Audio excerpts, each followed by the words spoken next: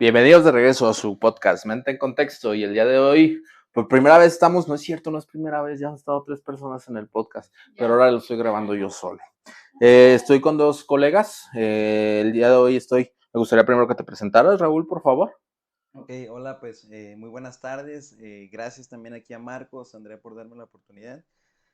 Pues mi nombre es Raúl del Toro Pérez, soy psicólogo, tengo un enfoque cognitivo-conductual y pues bueno, yo lo que hago, a lo que me dedico es meramente psicoterapia y pues en este momento me encuentro apoyando lo que es la clínica Rivare y habilidades para la vida. Ok, muchas gracias, Raúl.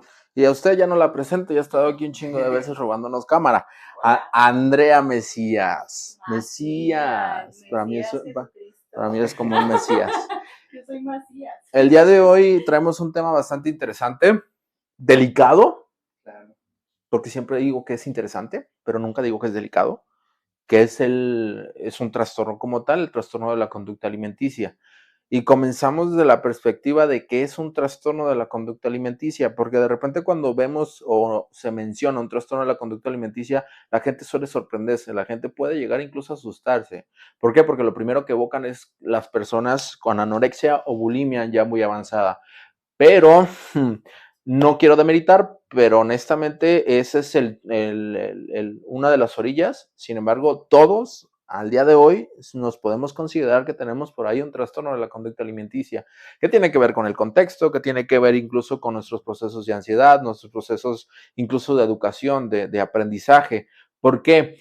Entendamos como estas variables que nos hacen comer de forma no saludable para nosotros.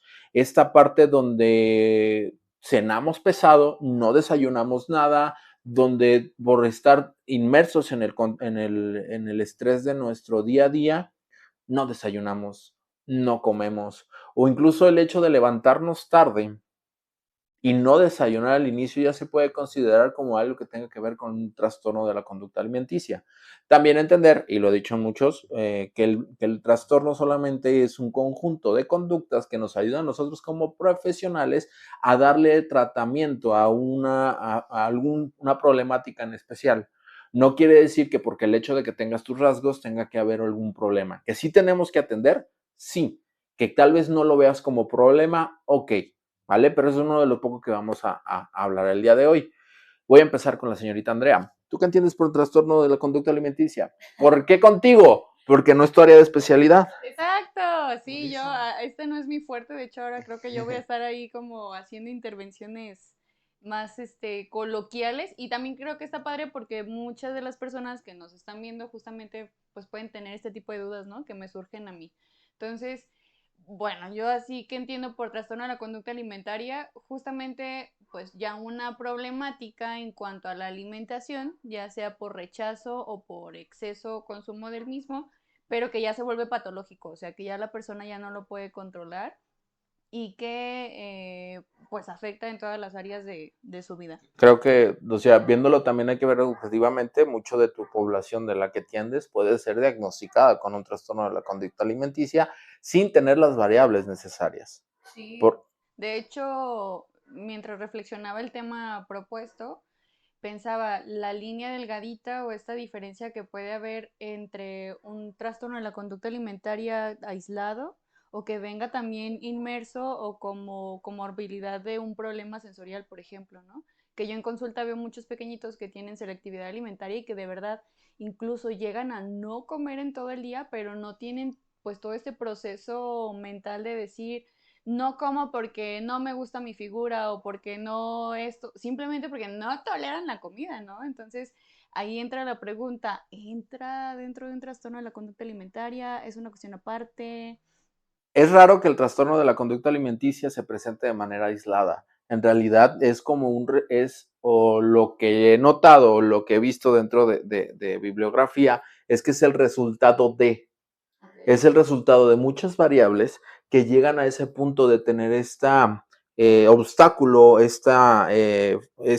no, sí, pues obstáculo a comer de manera saludable. ¿Por qué? Por una serie de variables. Por ejemplo, desde una parte de la DBT podemos decir que, y va a sonar raro, va a sonar disonante, pero una conducta de atrancón o de vómito es una habilidad de regulación emocional no efectiva.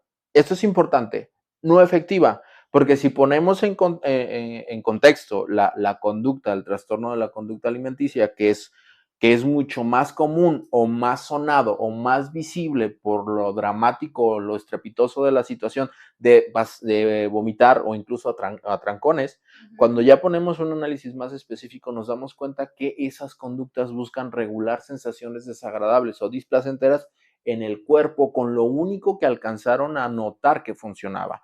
La persona que busca comer intensamente no necesariamente es porque busque el alimento como tal, está buscando una calma. Una de las situaciones o una de las metáforas que siempre traigo a consulta con ese aspecto es un animal en peligro no come.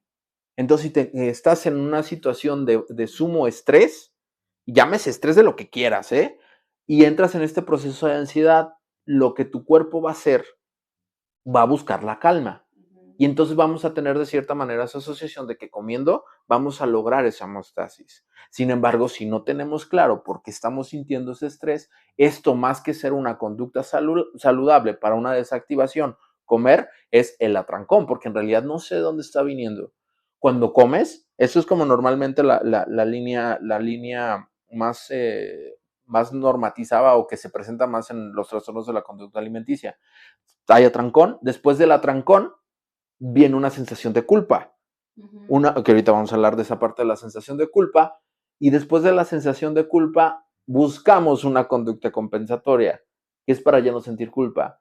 Y ahí es cuando tenemos de cierta manera esta asociación. Si estoy sintiendo culpa por comer, ¿qué acto sería lo más cercano a comer para quitármelo? Entonces voy y vomito para quitarme de manera inmediata, a corto plazo, la sensación de culpa que me produjo el atrancón.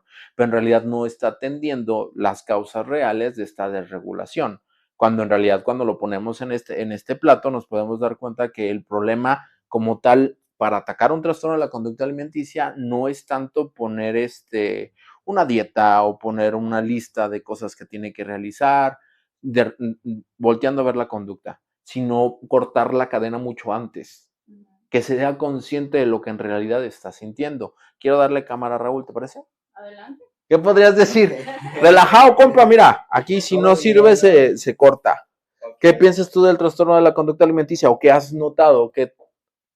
Pues mira, Marcos, algo, ahora sí que complementando, sí siento mucho y he observado también y en literatura igual no se habla mucho de esto, de la sobrecompensación de este tipo de conductas, ya sea que en este caso el vómito, uso de laxantes también excesivamente, un ejercicio excesivo también, o sea, esta conducta que viene un poquito demorada, no como y a los minutos, pasan 10, 15, 20 minutos, hago ejercicio excesivo, entonces eso va a compensar, como tú dices, ¿no? Esa parte de culpa, ¿no? Esta parte también como de llenar ese vacío aparentemente, entonces creo que es algo también que viene mucho en cuanto a aspectos culturales, algo que me llamó mucho la atención fue lo tuyo, estos ritmos de vida que estamos teniendo, la verdad.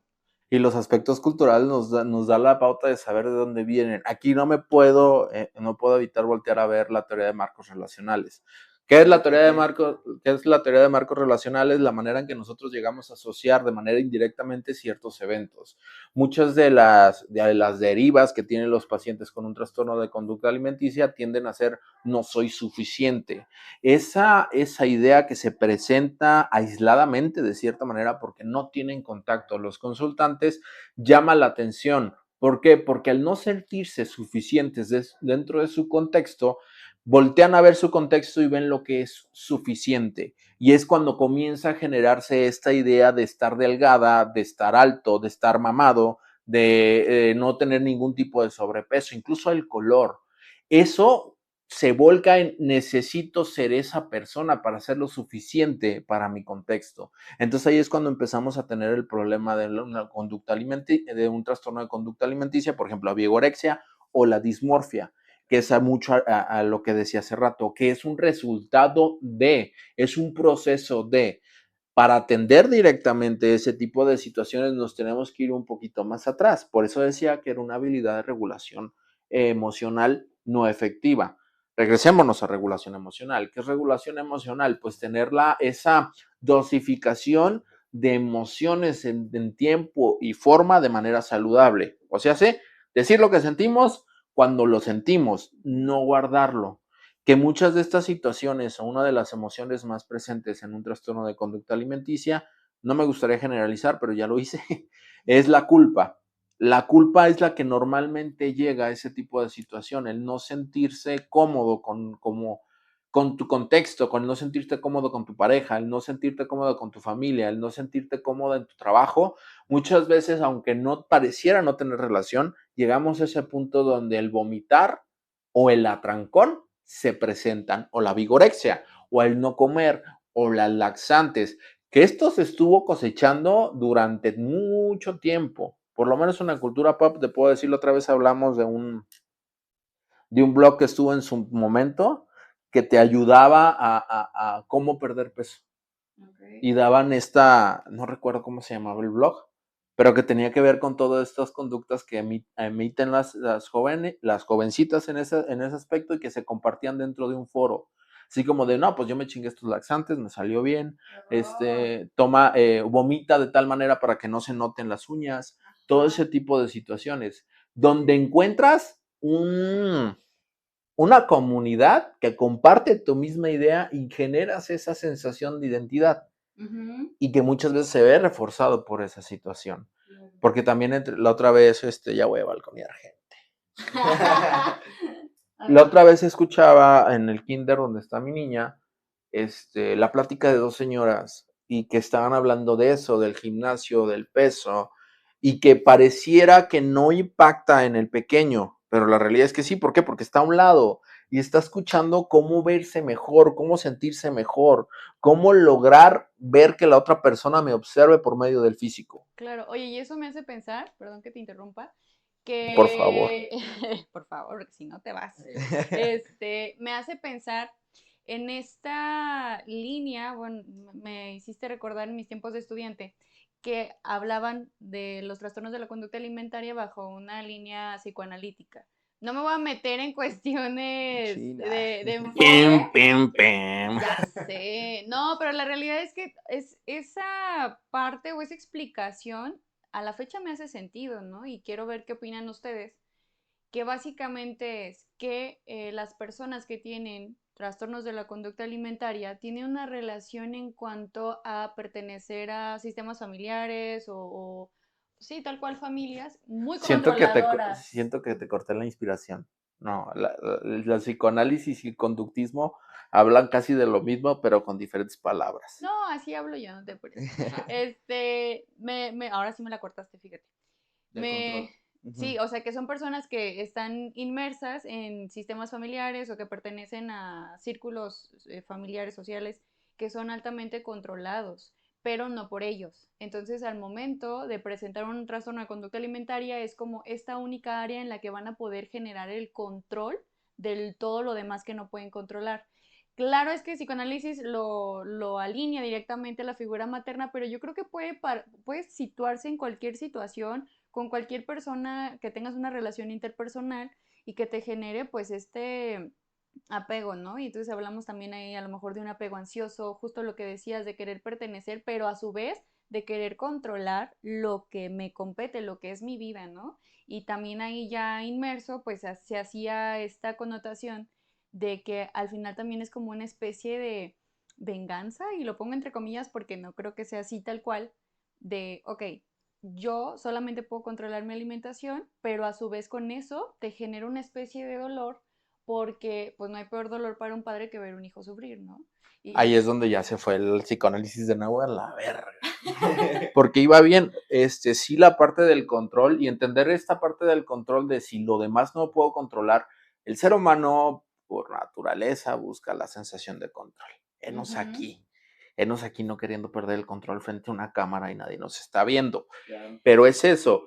En este aspecto, lo único que puede controlar a una persona, porque también hay que entender, aquí voy a traer otra vez a DBT, que en un ambiente invalidante, la teoría biosocial, ¿El ambiente invalidante qué hace? En todo momento te está invalidando cualquier sensación o conducta que tú estás haciendo durante cualquier momento. Entonces, si no tengo control sobre lo de fuera, me volco en lo que sí puedo tener control, que son las emociones. Las emociones, cómo me comporto, cómo veo, o por ejemplo, a mí se me recuerdo muy, no lo recuerdo. No recuerdo de qué película es, pero sí una escena muy específica donde están en una cena de muy fifí, o sea, de la alta sociedad, ajá, de la alta alcurnia. La señorita se para, toda recta, va al baño, vomita, se limpia y regresa. Esta situación de control, de querer controlar absolutamente todo. Pulcritud también puede relacionarse mucho Exactamente. con ello. Exactamente. Habla de pulcritud, habla. Pues, Descontrólate, Raúl, vamos. no, sí, pues mira, también inclusive en el manual estadístico, ¿no? Te habla como del antecedente de si son, sistemas familiares tal vez de clase media alta o clase muy alta. Y me hace recordar, sí, este tipo de películas, ¿no? Donde la persona pues tiene en abundancia como comida, ¿no? Y qué es lo que hace, pues es un ambiente, como dices tú, un poquito invalidante, la familia, ¿no? Es muy controladora, entonces la descarga emocional ahora es en la comida, ¿no? En esta conducta que tiene ella hacia cómo debería o cómo esperaría mi familia que yo comiese, ¿no? Entonces ahí es cuando empieza de que, pues bueno, o sea, la antítesis sería como de que comer en exceso, ¿no? El atracón en este caso también como, porque no solamente es hablar de bulimia, anorexia, como tú decías en un inicio, ¿no? Que la gente lo ve como la punta del iceberg, y lo ve como ya si hablamos de un nivel como ya severo, ¿no? De que ya casi de hospitalización. Pero yo soy muy partidario de esto, de cómo el contexto también poco a poco nos va diciendo de que los estereotipos, ¿no? En este caso tienes que ser muy fuerte como hombre, en este caso, ¿no? Y la prevalencia se ve más en atletas, ¿no? En deportistas. Yo recuerdo, ahora sí que hablo desde mi experiencia personal, pues yo estaba en lo que es el deporte del boxeo, ¿no? Entonces, tenía 14 años, imagínate dar el peso, estar controlando la deshidratación, también lo de las calorías, ¿no? Porque una semana antes de un combate, pues ahí te tienen de que sudando con bolsas y todo. Y yo recuerdo lo que sentía en ese momento y entonces fue por lo tanto que me estuvo interesando también poco a poco, ¿no? Ya como en mi devenir profesional, pues yo decía, es que en los ambientes deportivos tú lo ves de esa manera y la gente hasta lo ve como algo Lo normal, ¿no? normaliza, Lo ajá. normaliza. Sí. Necesitas hacerlo, necesitas tener el perfil. Sí, fíjate, otra vez te voy a interrumpir. Bueno, por favor, ya necesitaba más de estos, ajá. Un conocido, o sea, ahorita que te escuchaba me acordé de un conocido que se dedicaba al deporte semiprofesional, si no me equivoco. Lo multaban cuando no cumplía con el peso. Así se pasara por 1 gramo, lo multaban con dinero. O sea, imagínense el reforzador Sí, de claro. la idea de tengo que cumplir con tal estereotipo, perdón, tener tal peso, tener figura, y como mujer ahí puedo agregar, y pongo como mujer porque pues digo, ya es una cuestión a lo mejor un tanto social, a lo mejor algunas personas me van a juzgar, no me importa. Pero la realidad, por ejemplo, yo soy una mujer que me gusta mucho comprar ropa, o sea, me gusta mucho Ok. como renovar, verme bien, etc, El etc. outfit, ¿no? Lo que El decimos de un outfit outfit que acá, combine, estar a la moda, inventadón. claro. Sí. Entonces, a mí me ha generado mucho conflicto. Yo tengo de unos años para acá que mi cuerpo ha cambiado por diversas situaciones. No soy una persona que entra en lo que en la medicina se puede decir obesidad. Sin embargo, las tiendas me hacen sentir que sí. ¿Qué pasa? Yo llegué a hacer talla XS. O sea, Güey, no sé qué es eso, pero me interesa. es extremadamente pequeño. Ok, extremadamente Ahora, small. ok, ahora, hace poquito me compré un vestido talla M y yo ya tengo tiempo siendo mediana de manera general en la mayoría de las tiendas que actualmente están, digamos que de moda, ¿no? ¿Qué pasa? Hace poco me compré un vestido M, no me quedó, o sea, me quedó ultra chiquito y de verdad me generó un conflicto, verme en el espejo con el vestido que parecía aquí tamalito mal envuelto y por otro lado el pensar, ¿cuántas chicas que realmente no tienen una estabilidad emocional, que a lo mejor en cuanto a sentido de pertenencia, problemas en cuanto vulnerabilidad, problemas de socialización, de lo que tú quieras, estén en la misma situación en la que yo me vi? O sea, es una crisis, ese es un generador de crisis.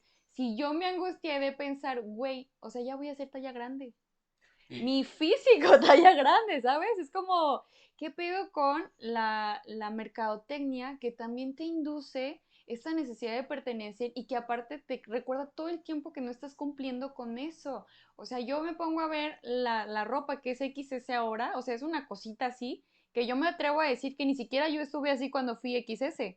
Eso ha ido evolucionando conforme pasan los años y conforme, ok, sí, hay mucha tendencia de no a la gordofobia, de acepta a la gente, de poner modelos con ciertas características físicas que antes no, pero de todas maneras nos lo están metiendo por otros lados, ¿no? Es que también lo importante es qué tamaño de discurso tan violento es que tuviste que decirlo con cuidado para no ser violentada por tus pensamientos o lo que fuera a pensar un cabrón en no sé dónde chingados, o una persona no sé dónde chingados. El tamaño de la violencia dentro de este discurso de que si no eres talla cero, si no eres talla súper chica, güey, no estás dentro del canon social, genera inherentemente estas conductas en distintos lados. ¿Por qué? Porque volvemos a lo mismo, lo que decías tú, de que la punta del iceberg, sí, pero también muchas veces no hemos escuchado en la oficina una diarreíta más y mira que estoy en mi peso ideal. Claro. Y que resulta que los trastornos de la conducta alimenticia son bien fáciles de camuflar, porque es bien complicado a veces darse cuenta. ¿Por qué? Porque solamente lo vemos ya cuando está en extremo. ¿Cuál es el extremo de un trastorno de conducta alimenticia? Lo vemos en el cuerpo de la persona. Pérdida de brillo en los ojos, pérdida de brillo en la piel, pérdida de cabello, uñas amarillentas, dedos amarillentos, y entonces ahí es cuando volteamos a ver, pero cuando volteamos a ver esa situación es cuando ya es demasiado tarde, o podría ser demasiado tarde. Digamos que es un momento muy crítico. Es, por ejemplo, un cáncer que te das cuenta, o algunos cánceres te das cuenta ya hasta cuando está muy avanzado. Va a ser más difícil la recuperación. Cuando llegamos a este punto de bulimia, anorexia, del trastorno por atracón, todo ese tipo de situaciones, cuando ya lo ves físicamente, ya estás bajo una conducta que duró mucho tiempo bajo reforzamiento y va a ser bien complicado regresar. Porque no solamente aquí voy a traer un término que son, esas personas pueden llegar a ser alta, pueden tener una alta desensibilización al refuerzo. ¿Qué es esto? Que ya lo ha hecho tantas veces que el refuerzo por la regulación emocional de sentirse culpable no va a ser suficiente para no detonar la conducta de vómito o de atrancón. ¿Por qué? Porque ya no es tan sencillo, porque de cierta manera han tenido este programa de reforzamiento. Digamos, inclusive ahí, Marcos, hasta una habituación ya, ¿no? O sea, ya se habituaron totalmente a esa conducta. Y ahí es cuando ya se vuelve todavía más complicado. ¿Por qué? Porque empezamos a ver el tema de la salud. Y algo que me gustaría también aterrizar es el tema de la comida. Existe un emparejamiento pavloviano en el tema de la comida. ¿Por qué? Porque cuando recibimos los comentarios referente a nuestro peso es cuando estamos comiendo. ¿Y qué estás comiendo, no? Tú puedes llegar bien cansado y, güey, mi pozole, güey, huevo, y llegas y tu mamá entra, o tu papá, o tu amiga, o tu pareja, güey, otro, oye, como que ya te estás pasando. Y ese tipo de comentario te hace sentir desagradable en un momento que tendría que ser agradable, cuando tú tienes ese pozole delicioso enfrente. Exquisito. Una pizza, ¿no? Algo así, algo Sí. súper, o sea. Sí. Y ahí es cuando se existe este emparejamiento que venía a traer a la conversación, donde nosotros, de cierta manera, asociamos el momento desagradable con la presencia de la comida. Entonces, en futuras ocasiones, en futuros contextos, cuando tengamos la comida enfrente, ¿qué va a pasar? Voy a sentir esa sensación desagradable. Y entonces cuando empiezas a generarse estos cuadros, ahora sí podemos hablar de cuadros patológicos, donde incluso el estar presente a la comida, la relación que tenemos con la comida, nos puede llegar a lugares muy poco saludables. Y ese tipo de situaciones, bueno, no es tan difícil porque pues ya sabemos, ¿verdad? Pero a lo que me refiero muchas veces con la desinformación, lo que decías ahorita del psicoanálisis, cuántas cosas no ves también dentro de las redes sociales. Estos blogs que comentabas inclusive, Marcos. O la positividad tóxica. Sí. Hace pronto entré en la nueva aplicación de Instagram. ¿Thread? Esa madre. Y veía, veía un texto, es como Twitter, no sé si tú ya lo viste. No. Es como Twitter, pero de Instagram. Y decía una publicación de que el cambiar es bien fácil. Solamente necesitas ponerte los pantalones. Eso de que vamos a ir a terapia para trabajarlo o voy a esperar un momento de mejor salud, son solamente excusas para no llegar a tu objetivo. Y es como de, ¿con cuántos discursos semejantes a ese te encuentras todos los días? El pobre es pobre porque quieres, estás en depresión porque quieres, tienes el peso que tienes porque quieres, porque también ahorita nos estamos enfocando mucho con los trastornos de la conducta alimenticia que van hacia el extremo de la delgadez, pero hay otros, por ejemplo, el que hablabas ahorita, el trastorno por atrancón, que es al contrario, y que incluso estereotipadamente está como mal visto el hecho de que hablábamos la otra vez en sesiones en supervisión de ARCA, esta gordofobia que existe dentro de los profesionales de la salud, que en cuanto entra una persona a recibir una consulta, es tu peso. A ver, espérate, o sea, los problemas que te traigo son completamente diferentes al peso. Traigo cuadros severos de ansiedad, traigo cuadros severos de gastritis, traigo colitis, traigo una cefalea horrible.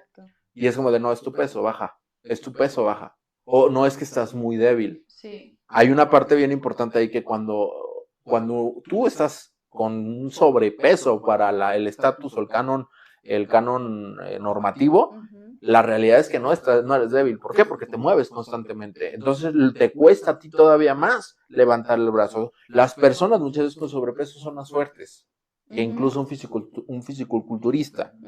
Y que ahí también aterrizamos con otro. La fisicocultura no es saludable.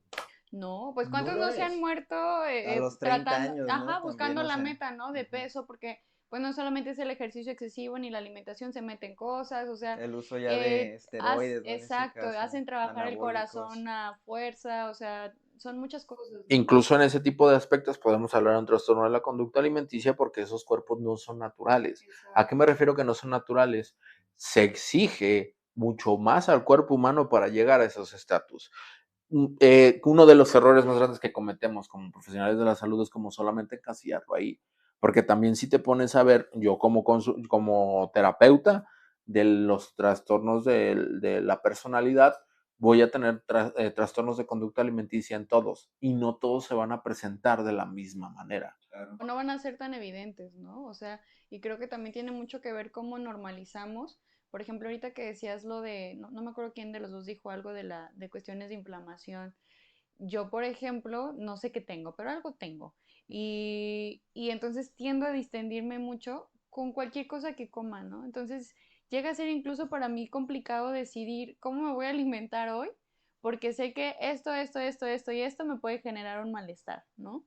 Un malestar físico y que aparte se evidencia y entonces yo la verdad es que tengo ahí un círculo medio tóxico en algunas ocasiones y me refuerza como esta idea de que es mi culpa que mi aspecto físico se ve así en ese momento, cuando en realidad no es que sea mi culpa, o sea, un algo rasgo comí, fisiológico, exacto, ¿no? y mi cuerpo reaccionó, ¿no? Porque reacciona, de verdad reacciona hasta con la lechuga. Entonces, se vuelve bien complicado porque digo, güey, en cuanto a sociedad nos dice, estos son alimentos saludables, pero a mí me hacen daño los saludables, ¿no? O sea, al mismo nivel que me puede hacer daño uno que socialmente no es saludable como la pizza. Claro. Pero entonces digo, ¿qué como si de todas maneras mi cuerpo va a reflejar algo que socialmente está rechazado, pero no es como una cuestión de que yo tenga disforia o que yo quiera cambiar mi cuerpo? O sea, mi cuerpo reacciona, pero eso no quiere decir que no me afecte lo que el entorno me dice. No, pues sí te afecta. Entonces, tal cual, como lo planteaste y que dijiste, no sé qué tengo, es eso. El entorno te afecta. Claro. El entorno te afecta en qué aspecto. Lo que hablas de tu vientre descendido tiene que ver un tanto con el manejo, la regulación emocional, que terminan como en esta parte de decir, soy yo. O sea, el pedo soy yo. Y entonces cuando es el pedo soy yo, estamos dentro de este mismo control, donde si el pedo soy yo lo tengo que solucionar. No tengo que solucionar nada afuera. Afuera todo está bien. Lo que tengo que solucionar es adentro. Adentro nadie me ve. entonces yo lo puedo solucionar de cierta manera. Y nadie se da cuenta. Pues resulta que sí te das cuenta todos los días en la noche cuando traes el abdomen distendido. Y es a lo que vuelvo de nuevo, el discurso tan violento que se tiene, porque hay que partir también algo aquí que no lo hemos dicho en voz alta, porque lo hemos dicho en mucho discurso, pero la población más afectada es la femenina. Claro, sí, Claro. pobrecitas de nosotros. Sí, ni no tanto pobrecitas, o sea, empezar a ver esa visualización de esas variables contextuales que afectan la conducta alimenticia de todos y especialmente de las mujeres. Sí. Hace pronto estaba viendo un TikTok de una nutrióloga que publicó un libro donde se pide en el libro o se solicita que se modulen las tomas a los pequeños. Que digan, no, pues nada más puede tomar 700 mililitros de tal hora a tal hora. Le fue atacada completamente esta chica. ¿Por qué? Porque la chica decía que la libre demanda no existía, que por eso había tantos problemas de obesidad en México, bla, bla, bla. Ujú. Y todos los nutriólogos expertos de su área le decían que la libre demanda tenía que ser como libre demanda porque a nadie les enseña a comer, ellos comen como tienen que comer y es algo natural del ser humano. Y a mí lo único que se me vino a la mente es qué tipo de control tendría que tener esta chica hasta llegar a ese punto de querer controlar la alimentación de un pequeño, de un neonato de 3 a 6 meses, decirle hasta aquí. Oye, pero el niño te sigue llorando porque necesita más nutrientes. Hasta aquí. Exacto. Y es como ese tipo de situación que a veces no se ve. ¿Por qué? Este contexto que les quiero poner como ejemplo llevó a este punto de que la comunidad de nutriólogos atacó a esta chica. Uh-huh. ¿A qué me refiero? A que tiene miles de videos diciendo está equivocada, esto y lo otro. ¿Y cuál era la función? O cuál pienso yo, hipotetizo que era la función de que los chicos o los nutriólogos le hicieran ver el error a la chica, era, güey, ve por el lado correcto, creo que lo estás haciendo incorrectamente. Sin embargo, lo que hicieron no ayudó absolutamente para nada. ¿Por qué? Porque lo único que pasó fue que se sintiera atacada, probablemente otra vez otra hipótesis, donde ella se va a retirar completamente de esta situación y va a seguir sobre su misma ideología. Lo que hablaba alguna vez contigo de las pseudociencias, que el hecho de voltear y querer invalidar, lo único que va a hacer probablemente es reforzar una conducta que ya existe, que es yo estoy bien, tú estás mal. Y con los trastornos de conducta alimenticia es muy delicado eso, claro. Porque pareciera bien sencillo. ¿A qué me refiero a sencillo? Llegas, se sientan en tu consultorio y sabes que el peso, estoy vomitando, estoy teniendo trancones, y pareciera bien sencillo, así como de, pues deja de hacerlo. Claro, no, pero pues si fuera así, ya. Oye, y le puedes poner toda una lista. Claro. Toda una lista como de pros y contras de vomito. Sí, de hecho sí está el esquema, ¿no? De que para qué me sirve, por qué no me sirve, ¿no? Creo que son como 4 variables ahí, que es bien, bien importante también trabajarlo con ellos, y como parte también como del tratamiento, digámoslo así, ¿no? Sí, y a veces es paradójico, porque resulta que cuando le muestras este tipo de situaciones, las personas tienden a hacerse más rígidas. ¿A qué me refiero más rígida? ¿Por qué? Porque estás emulando el contexto. Estoy contestando, creo que una pregunta que me hiciste antes de entrar a grabación, que cuál era mi problema con TCC, que el mostrarle el cómo debería ser hace que las personas se cierren. Pero yo pienso que yo les recuerdo a los que nos están viendo, no es mi fuerte, yo pienso que tiene que ver con que están hartos de que todo el entorno les diga qué tienen que hacer. Conducta invalidante. Es como dicen, ¿no? De que, o sea, en un primer contacto tú no vas a llegar con la persona y le vas a decir eso, porque va a pensar exactamente eso, ¿no? De que allá afuera me están diciendo lo mismo, vengo contigo y tú, te tengo que pagar, ¿no? Y te tengo que pagar aparte, ¿no? Entonces, para que me digas lo que ya sé. Sí, exacto. En realidad viene para eso, para que le digas o que ayudes a guiarlo por las cosas que no sabe. Por ejemplo, cuando llega una persona y, por ejemplo, con trastorno de la conducta alimenticia, traigo esta bronca, casi siempre son adolescentes y los traen sus papás. Está pasando esto. Y termina termina la sesión con la mamá o con el papá y se queda solamente el chico o la chica. Sí se ve esa tensión como de me va a empezar a regañar, me va a empezar a decir. Y se nota esa relajación cuando le digo, ¿y tú cómo estás? ¿Cómo te sientes? ¿Cómo te ha ido esta semana? A ver, platícame. Cuando en vez de voltear a ver directamente el problema, comienzas a ver de cierta manera tener esas aproximaciones hacia las variables. ¿A qué me refiero sobre las aproximaciones? Porque no es solamente preguntarle cómo estás, olvidarme del tema, cotorrear y hacerme la amiga, hacerme el amigo, no, sino que paulatinamente o sistemáticamente te vas acercando a las variables que están manteniendo la conducta, porque es como de ¿cómo estás? Bien. ¿Bien cómo? ¿Cómo amaneció tu día? Y te empiezas a dar de cuenta de momentos estresantes o de peleas familiares o de peleas con la pareja o de situaciones laborales o económicas que inherentemente terminan en una regulación emocional poco efectiva, como es el atrancón o el vómito. Y entonces, ok, entonces creo que lo que necesitamos trabajar es primero la regulación emocional, ya sea de pareja, ya sea de familia, ya sea de trabajo. Empecemos a trabajar eso. Y pareciera, comillotas, o no, comillotas de que pareciera que el problema del trastorno de la conducta alimenticia empieza a desvanecerse. Pero la realidad es porque estás atendiendo la etiología real. Claro. Porque la etiología real no es por qué estás vomitando, sino qué te llevó a hacer eso. Exactamente. Es que al final es solo un síntoma, ¿no? Es como, por ejemplo, en la terapia infantil, que eso es muy fuerte, regularmente llegan, obviamente atendiendo al niño porque ya no toleran la conducta, porque ya rebasó en diferentes ambientes donde se desenvuelve el chiquillo, pero conforme vas indagando en el caso, pues te das cuenta que el niño en general solamente es un síntoma de un montón de cosas que se tienen que trabajar con toda la familia, a veces incluso es cuestiones o problemas de relación de pareja que tú le preguntas a mamá y papá y están súper bien, están a toda madre, su relación de pareja es increíble, pero algo pasa, ¿no? Y conforme vas escarbando te das cuenta que la conducta del niño o ese trastorno del neurodesarrollo vino a detonar la realidad, ¿no? Por lo cual empezó... Pues, como me estás diciendo que mi trastorno de déficit de atención tiene que ver con la relación de mis papás, ¿qué clase de psicoanálisis es este? Pero sí. No, en realidad, no así al 100%. No, es que sí. Pero sí despierta cosas, ¿no? O sea,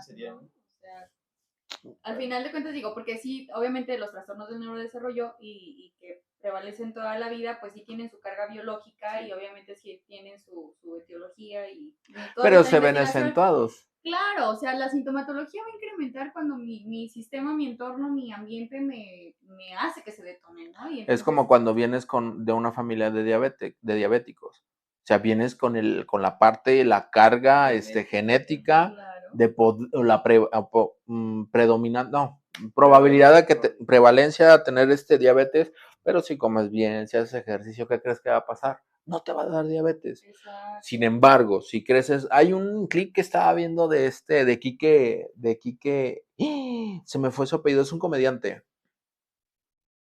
Te fallo. Sí, yo también, no es muy fuerte. Chale, banda, chale. Quique, es que me acuerdo de su apodo, se llama Quique Bien Parado. El chavo tiene parálisis cerebral. Okay. Y hay un clip donde me encantó porque dice el vato, es que no sé por qué toman como logro a las personas que tienen alguna dificultad biológica llegar a ser un caso de éxito. No sé por qué lo toman como una historia de éxito. No lo es, no está tan padre que nos haya costado tanto. ¿Por qué el sistema es tan costoso para llegar a ese punto? Y que lo romantizan, ¿no? Sí. También, o sea, de alguna manera es como, no sé hasta dónde socialmente te sirve para pararte el cuello si tú eres parte de ese logro, ¿no? Y lo romantizas cuando en realidad no tendríamos que hacerlo así, sino simplemente, ahí es donde digo que la inclusión no existe, o sea, realmente no se da, porque al final lo que dices es cierto, le va a costar un chorro de trabajo llegar a ese punto, se va a romantizar, pero ¿qué hicimos realmente para incluirlo y que eso no fuera tan complicado? Y que en realidad un punto bien importante con eso me dice, cuando tú piensas de inclusión o cómo vas a incluir algo, partes de la premisa de que alguien ya está excluido. Yes. Y es como de verga. ¿Y de dónde? Pareciera que nos fuimos a otro lado, pero aquí lo podemos aterrizar bien sencillo con los trastornos de la conducta alimenticia. Una es, ¿por qué se dan estos fenómenos donde yo tengo que seguir a rajatabla las reglas sociales? Es por una razón bien sencilla. Tiene que ver con nuestra supervivencia. Somos seres sociales. Solos no podemos sobrevivir. Así que necesitamos de la interacción. De cierta manera se oye crudo, pero sí necesitamos la pertenencia y aprobación de un grupo en específico para la protección. Y ahí es cuando las reglas sociales se vuelcan en necesitas tener A, B, y C y D para pertenecer a este grupo social. Puede sonar disonante, sin embargo sigue existiendo. ¿Dónde? En las altas esferas.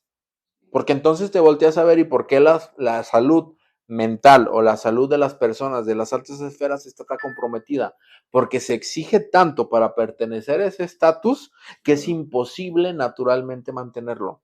Y entonces tenemos a las chicas de un presidente, de un senador, de gente que con un poder alto o poder adquisitivo demasiado alto sobre estas mismas situaciones. ¿Por qué? Porque hacer cambiar conductas que han funcionado durante tanto tiempo, hablando del contexto machista en el que se encuentran, no es tan sencillo. No. Incluso en la Ya tasa va como con los valores, ¿no? En este caso Sí. también que es lo más... Y el pertenecer, ¿no? O sea, que a fuerza tienes que pertenecer, pero en un sistema poco flexible. O sea, si no cumples con estas categorías, Bye. no vas a ser parte de, ¿no? Y vas a estar tachado, juzgado. Y creo que también por ahí va, no tiene a lo mejor mucho que ver, o a lo mejor sí, la tasa tan alta de suicidio y que está también muy relacionada a estándares socioeconómicos altos. O sea, la gente rica es la que se suicida, qué pedo, ¿no? Y digo, también Pues era lo que pasa... tú me comentabas antes, de hecho, de entrar a grabación, ¿no, Marcos? De hecho, Marcos y yo me estaba comentando lo de la ideación suicida, ¿no? ¿Qué era lo que me comentabas? Que tenía que ver, o sea, de hecho, la conducta del trastorno alimenticio y el suicidio también tienen cierta relación. correlación, diría más bien, más, no tanto relación. Tiene que ver con esta parte de quiero estar, o sea, es una sintomatología que te lleva a este punto tan crítico que es lo único que puedes hacer y que de cierta manera existe de manera automática, como el ya no sufrir, porque de manera a corto plazo, si me muero, si me suicido, ya no sufro a corto plazo. Si vomito, me atranco, no sufro a corto plazo. Y que también tiene que ver con la parte contextual, porque ahorita pues el cortoplacismo está de moda, se podría decir. Sí, vive tu presente, sé consciente en el aquí, en el ahora. Ah, no, eso sí jala, ¿eh? El mindfulness Sí, también. sí jala. Sí. Hablemos ahora de lo que jala para el trastorno de la conducta alimenticia. El mindfulness es uno de ellos. Okay. Me gustó, la gente no sabe, pero me dio Andrea me hizo favor de darme un gol en uno de mis talleres con su equipo, el del mindfulness.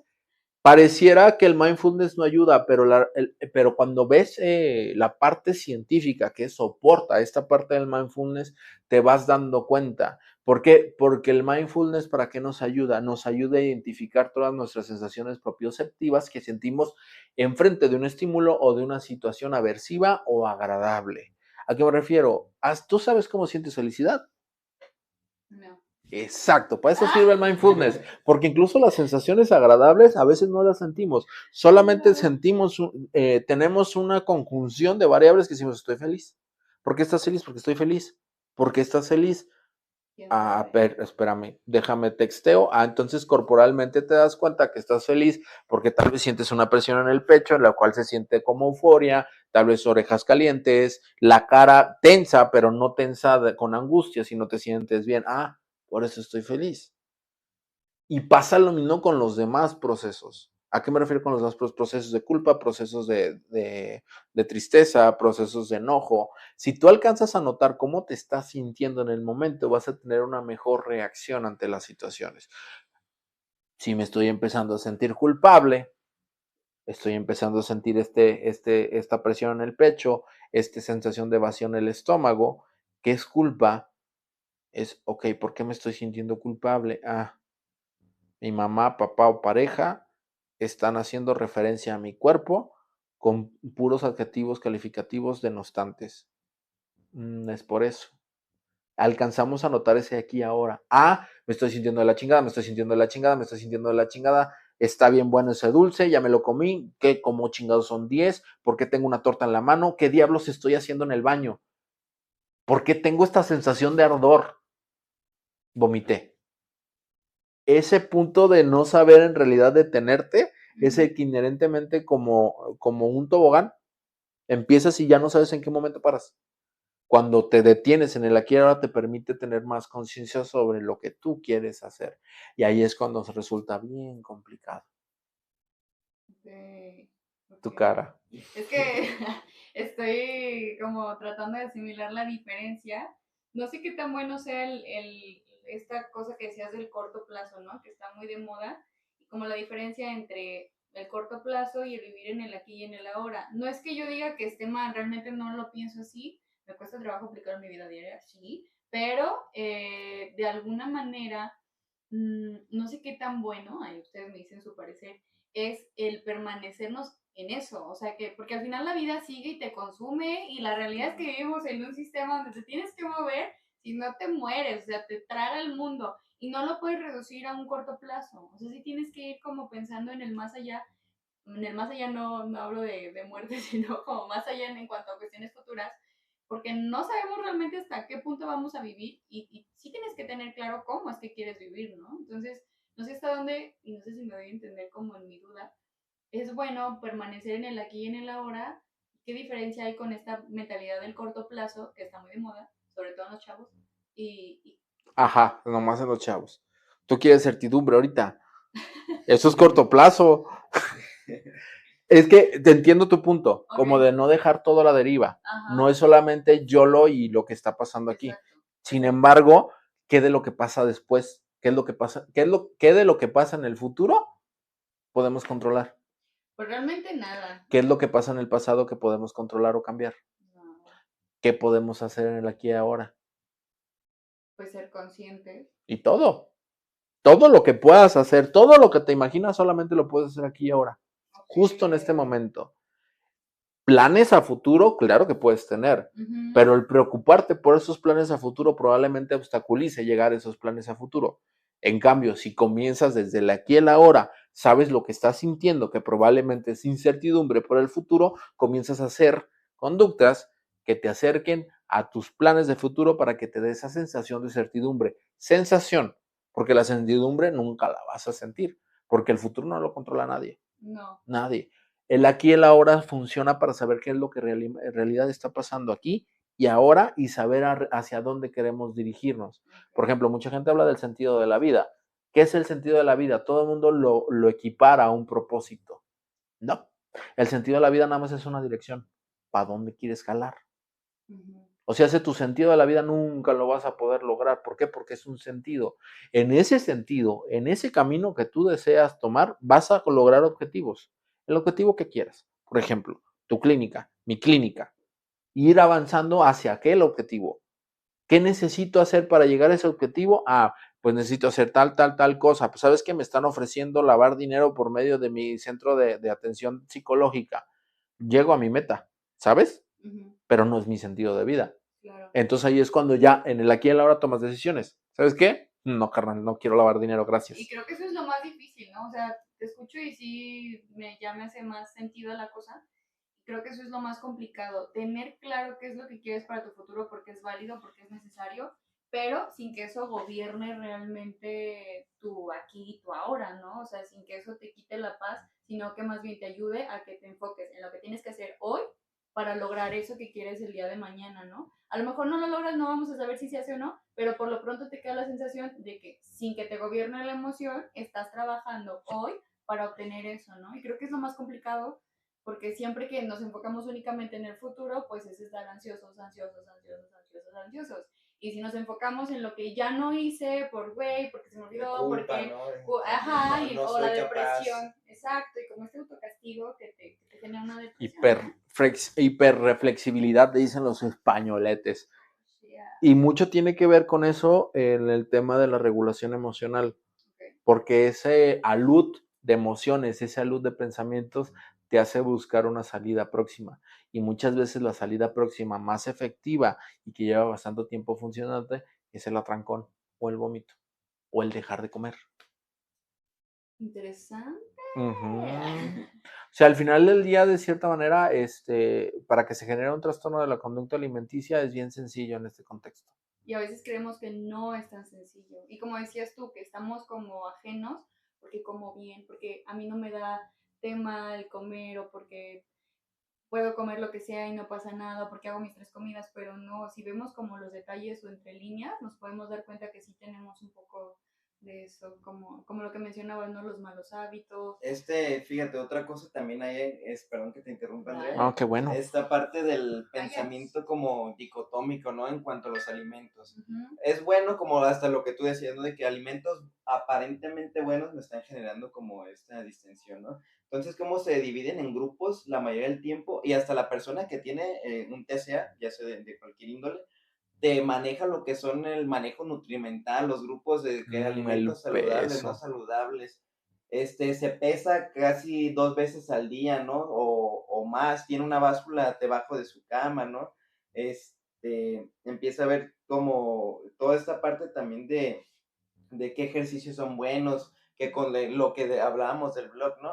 Entonces, sí se vuelve bien importante saber que estamos también como regidos por esa cultura del pesocentrismo, ¿no? Ujú. Yo en ocasiones les comento, a mí me gusta hacer actividad física, entonces muchas de las veces o personas, amigos que tengo cercanos me dicen, es que llevo un día o un mes, perdón, en el gimnasio y bajé tanto peso, ¿no? Entonces, te enfocas muchísimo en el peso y no te enfocas ni siquiera en cómo estás disfrutando de la actividad física, de esa parte más recreativa, ¿no? El chismecito tal vez ahí en el gimnasio, en el CrossFit.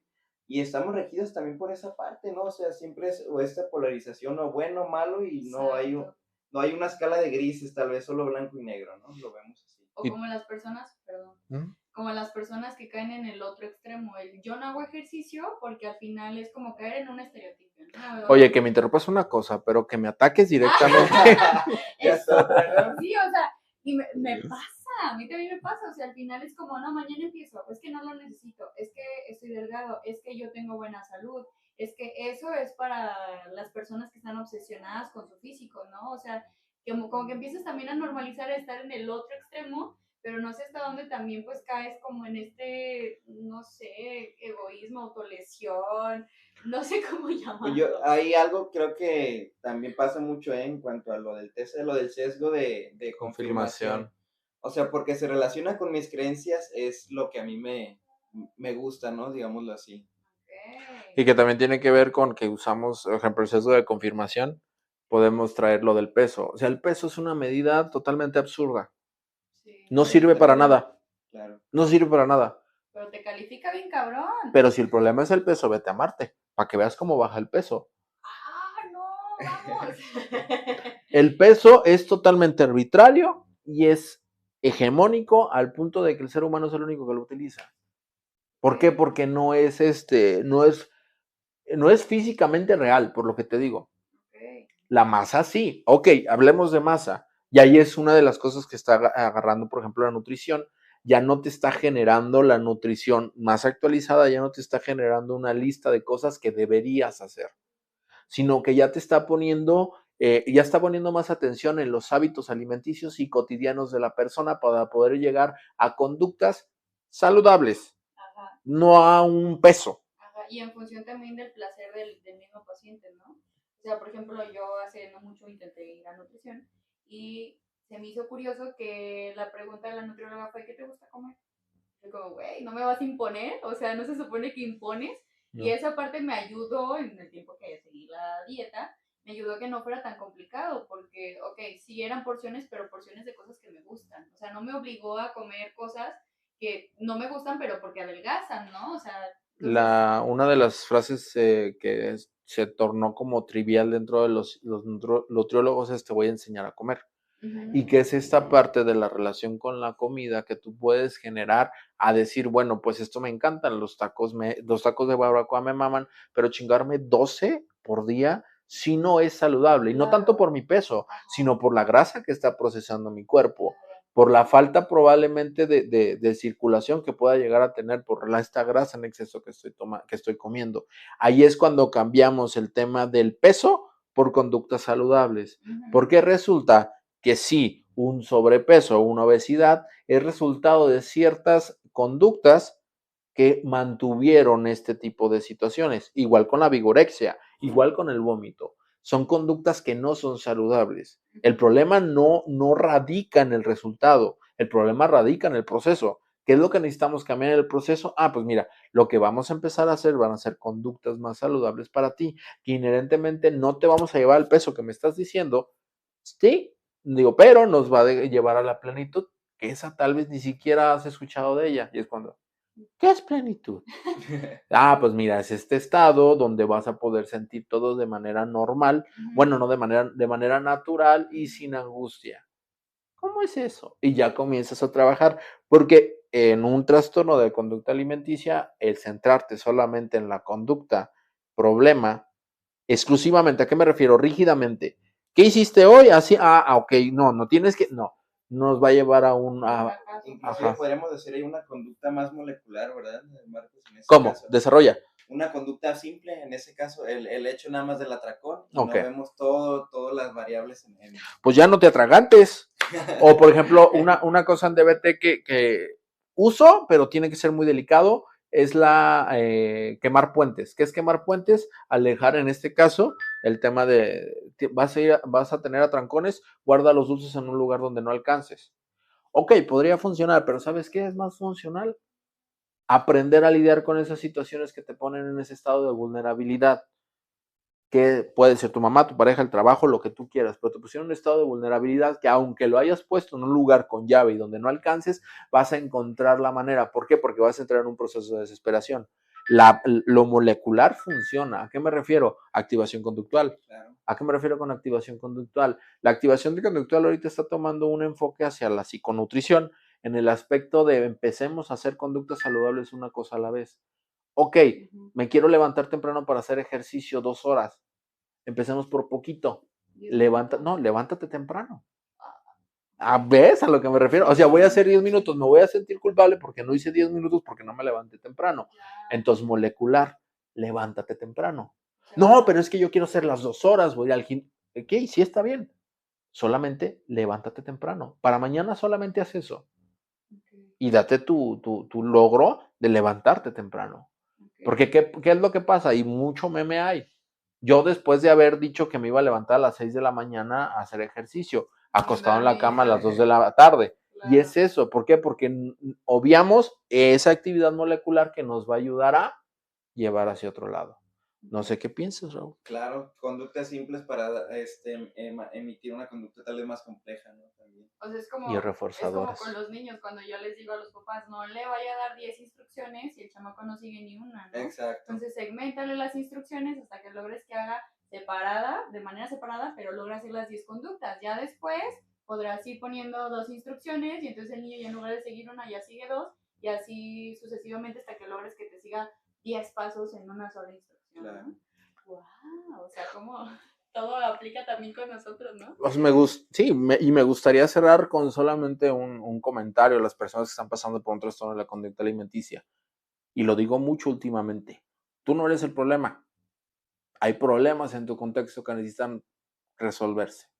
Pero el que pienses paulatinamente que lo que piensas, haces, comes y vistes es el problema, ese es en realidad el problema. Di muchas vueltas, vea. Sí, cantifleaste, sí. Pero llegaste al punto. Se entendió. No sé con qué te gustaría cerrar, Raúl. Igual también ese comentario se me hizo muy aceptado, Marcos, y creo que es también esa concientización, ¿no? También para todos los que nos están viendo en este momento, sí conocer también que, pues, existe una red de apoyo, existe distintas instituciones también, ¿no? Profesionistas también especialistas dentro del tema, que nunca, no, o por vergüenza o por cualquier cosa, también a veces el sistema de creencias la gente no acude, ¿no? O prefiere hacerlo solo, entonces hacerles mención que siempre va a haber ayuda profesional disponible para este tipo de trastornos también. Y ojo, no dudamos que no puedan solos. Sí pueden solos, claro. Pero no tienen que hacerlo solos. ¿Y tú te gustaría cerrar con algo? Pues, Déjame, me estás lastimando. Que voy a ir a trabajar mis propios conflictos. No, en realidad, darnos la oportunidad de hacer un cambio a la vez. O sea, no presionarnos. Sé que suena fácil, también sé que no lo es, pero creo que aprender a dejar de autoexigirnos demasiado y empezar a escarbar y definir realmente qué es lo que queremos o cómo queremos estar nosotros, no bajo un prototipo social o familiar, cuando empezamos a lograrlo es muy, muy, muy satisfactorio y nos damos cuenta que al final se quedan las personas que quieren estar con nosotros a pesar de que no estamos cumpliendo con un estándar, ¿no? O que estamos rompiendo ciertos patrones que han sido normalizados toda la vida. Y es sorprendente cómo te das cuenta que en tu pensamiento a lo mejor es una o dos personas y al final te das cuenta que no. O sea, que son más y que está bien. O sea, que no es tan malo ser distinto. ¿Y ya? Lo malo es el contexto. Pues Así bueno, es. nos vemos en la siguiente emisión, día, noche, no sé. La neta es que traigo un desmadre, una disculpa, pero nos estamos viendo. Bye. Bye. Hasta luego.